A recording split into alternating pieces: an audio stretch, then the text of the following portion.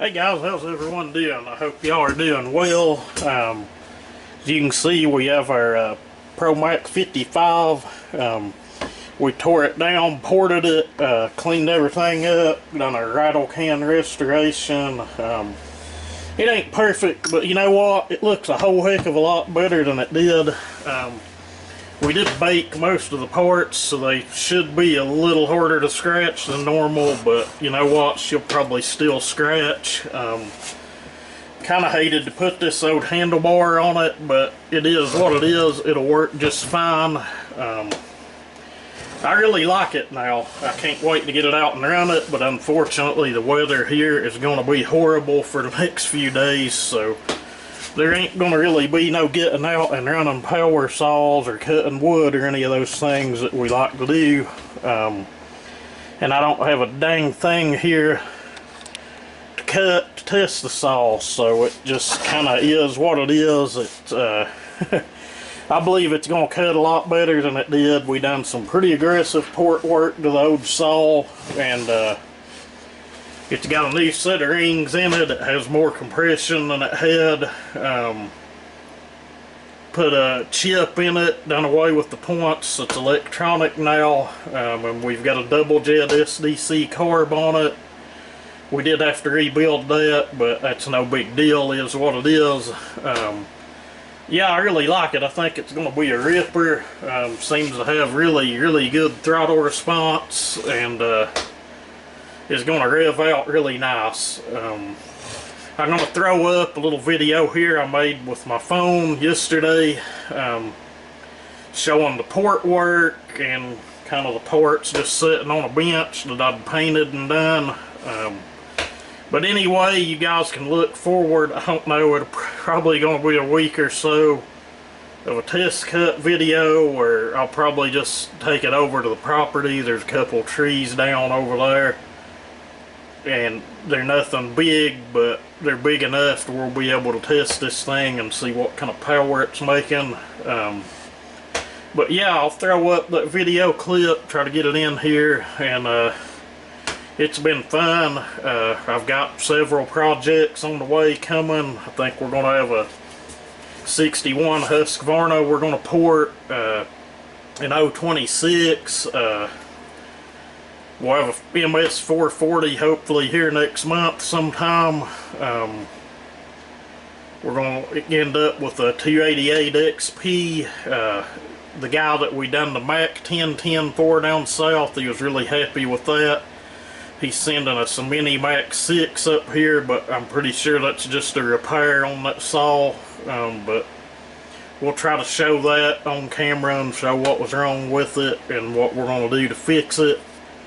And I've got this ProMax 700 sitting here that we're going to tear it down and port it, and anything that it needs we'll put back in it and try to make a hot rod out of that as well. You seen the 038, I'm going to get that out and run it and get it warm. I'll probably just take it to the woods and test it out. If it needs anything, say a fuel line or carb kit or something, I don't know, it seemed to run awful well, we'll put it in it. But as of right now, I'd like to run that saw some in stock form just to see how it performs, and then maybe eventually we'll tear into it and port it. We don't have to port every saw, but it does make them a lot funner to operate. It does make your production time a lot quicker. But anyway, with that said, thank you guys for watching. Have a good one, and I'll throw that video clip up now. Quick little update on the Hot Rod 55. If you're not familiar, I've got a video, a couple before this. ProMat 55 project. Got most of our parts painted, baked. That's a Rust-Oleum Sun Yellow. If you're using rattle can stuff, the parts you can bake them. It'll still scratch, but it makes it a little more durable than not baking it. Obviously we didn't bake the tank, but I do have the upper half of the tank in the oven baking. I'll show you some of the work I've done. Got our piston cleaned up. Got it all polished up nice and ready to go back in. Put a little bit of a chamfer around it. I'd honestly just started doing that when I seen Donnie Walker saying it was something his dad had done. If it's something Bobby Walker's done for years, I'm going to start implementing it on my builds, but it does make sense. You wouldn't want any sharp edges on that piston. I do go over aftermarket pistons and clean them up, but you should do that anyway. But this is an OEM's, not aftermarket. Unfortunately, it wasn't pinned, so we had to leave our bridge and the exhaust port on the cylinder head. Give you a look at some of the port work. Exhaust ports, they were completely square, two little bitty square holes. You remember the 1010 has a round port. Well, these were square, and we've left the bridge in there, but there's not a whole heck of a lot of it left in there. On the back side, it's all still there the way it was from the factory, but we've whittled it down quite a bit, and I've kind of turned those from squares kind of into a D shape. I don't know how well it'll pick up or how well the polish will pick up on this phone. My video camera, the memory card in it kind of took a crap for some reason. You can see it through the inside down there. Timing is changed a little on it, not a lot. Transfer ports, these have a totally different design than your 1010. If you'll remember, it has the three little finger ports on each side. These are still really weird, but not a bad design. It is an open port, quad port design. You should be able to see what we done. We basically widened at the bottom and lowered them to where they can scoop air in through the piston and out of the crankcase easier. Intake port, you can do a little more with these than you can a 1010. You can change your timing on them basically because the transfer ports are a better design.